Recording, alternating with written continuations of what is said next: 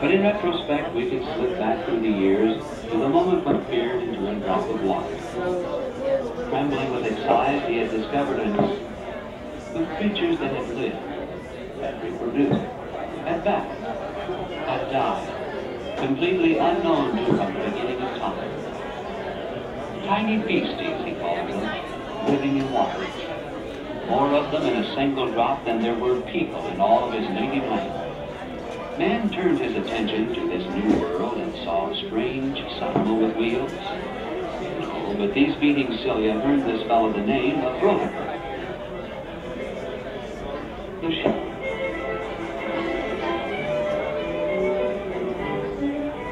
Water fleas.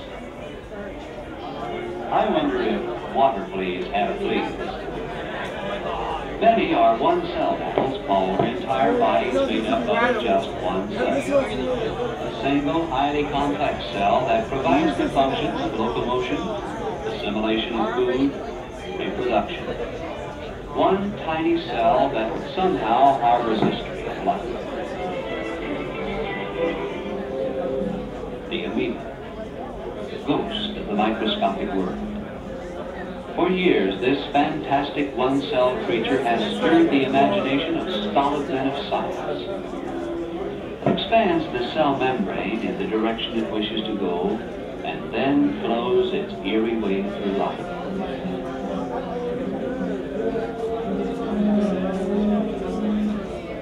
The lapse time camera speeds up the process so we can see it more clearly, but man has yet to learn how the rate and direction of the flow is controlled. Amoeba shuns harmful chemicals, avoids strong light, and seeks food that will sustain its life. It captures its food by blowing around it, and then assimilates the food by absorption through the cell membrane.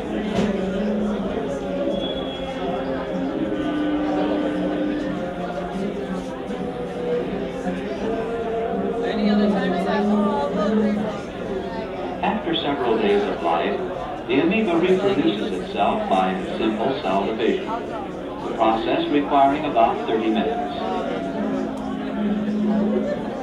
In this respect, one might say that the amoeba never dies. In all the universes of space, is there a mystery more inscrutable than life itself?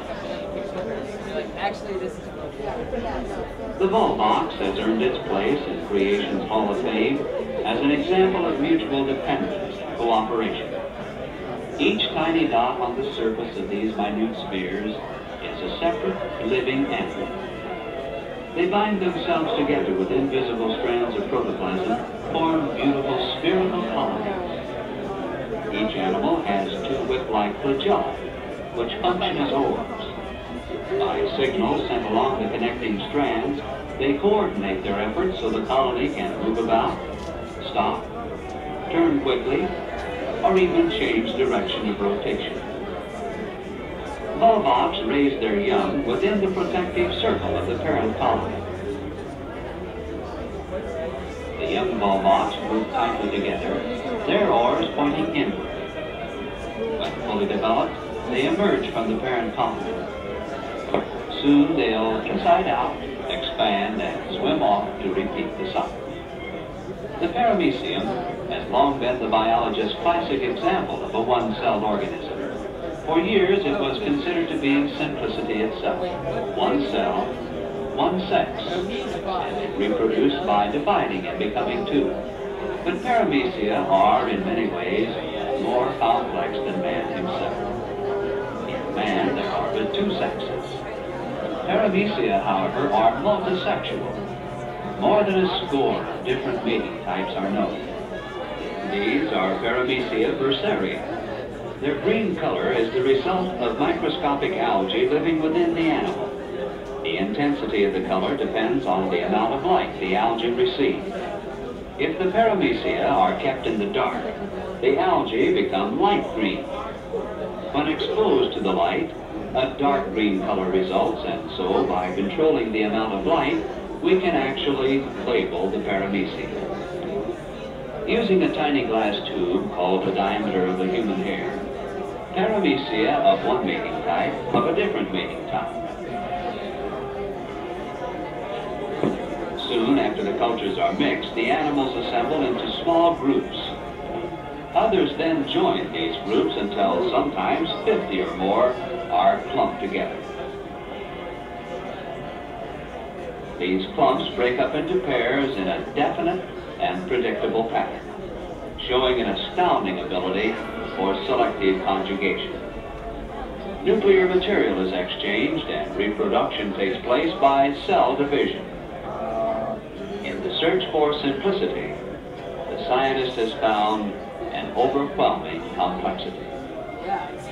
Some forms of paramecia possess a tremendous life potentiality and produce every 3 hours. But the didinium is one reason that this process doesn't continue without interruption.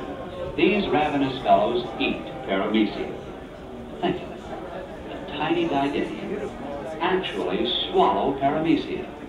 And each didinium will eat at least 6 whole paramecia every day. Predator and prey, producing a delicate balance of life in this water drop aquarium. But what would happen if the reproduction of one paramecium went on unhindered? The resulting number of offspring would be a staggering figure far beyond our comprehension. If this process could be conducted for just 5 years, there would be enough paramecia to solidly pack us. There are 117,000 drops in a gallon, 1 billion gallons in a cubic mile, and there are 400 million cubic miles of water on the earth. This is the vast domain of microscopic life. Scientists have constructed floating laboratories to explore the extent of life in this, the greatest aquarium on Earth. Most of us are apt to think of salt water as a realm of familiar shapes and sizes. But floating pastures of the sea yield a harvest of microscopic plants and animals, trapped in the gossamer web of a plankton net. Among other things, we find flatworms, hollow-bodied medusa, segmented worms, and protozoa nest houses. This little protozoan, who seems to be practicing a juggling act, lives in a hollow tube. When he decides to go someplace, he works his way carefully to the end of the tube, starts his outboard motor, and swims off, glass house and all. Even the microscopic world has its comedians. These polychaete larvae are just about as funny as they come.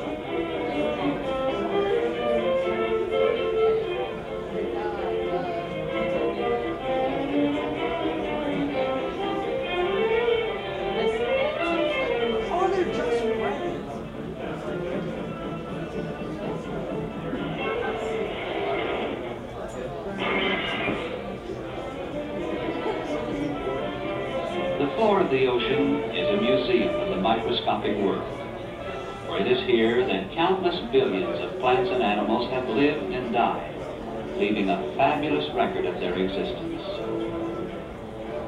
Just black, slimy mud. But the microscope reveals that it's composed almost entirely of minute particles of exquisite beauty. The stately halls of these microscopic mansions were built from chemicals found in the sea. A plant, the diatom, builds its house of silicon. Tiny houses of natural glass, so small and so perfect that they're used to test the quality of high-power microscope lenses. There are more than 10,000 varieties of diatoms, and each builds its house on a pattern different from any other. These are living diatoms, free-moving plants found in fresh or salt water. But in the sea, their abundance is unbelievable. When the diatom dies, the discarded house sinks to the floor of the ocean. Impossible though it may seem, this 100-foot cliff near Lompoc, California, is composed almost entirely of diatoms. This area was once covered by an inlet from the sea, waters in which diatoms lived and reproduced in fantastic numbers. When they died, their tiny houses sank to the bottom, leaving a deposit of almost solid diatoms 5 miles square and 1,400 feet deep.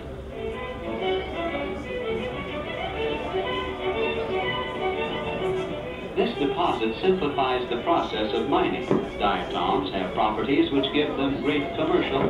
When made into bricks, they have amazing properties of insulation. Because diatoms are very hard and extremely small, they're used in high-quality polishes and compounds, in paints, and in phonograph records. Many beverages and foods are purified by filters made of diatoms.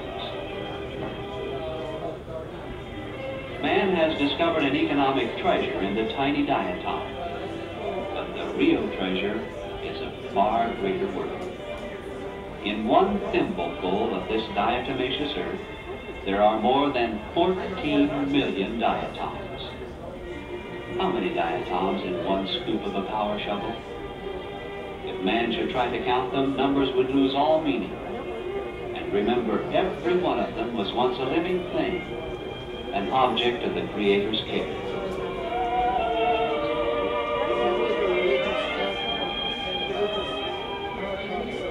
Ability to fashion these microscopic things must be capable of infinite concern.